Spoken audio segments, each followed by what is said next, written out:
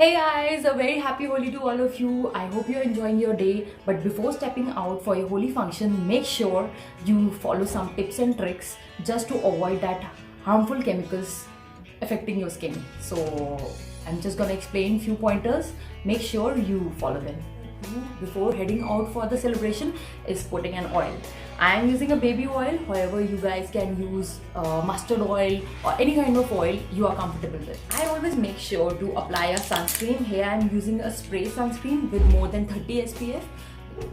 This is actually a 50 SPF, so because the sun is too harsh, and of course the chemicals, so both of it are gonna be really dangerous for your skin. So I think it's better.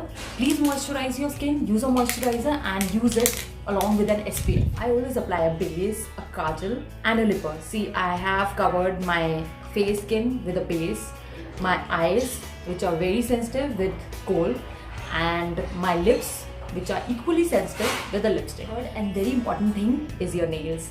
I know it's such a struggle removing all the chemicals and stains from your nails after Holi, so don't forget to apply a really dark color of nail paint on your nails, so that way it will be really easy to remove this. Fourth important thing to take care of is your hairs. So because I'm having short hairs, I'm gonna use this band or a scarf. However, the girls who are having long hairs, they can always tie it up into a braid. That's the best thing. See, all you have to take care is to avoid getting any kind of chemical directly on your scalp. So just tying a band, a broad band or a scarf is the best thing to protect your hairs.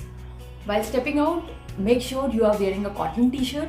A full sleeves would be better, and pants or salwar or a kurta, whatever, like you have to make sure you cover your maximum skin possible.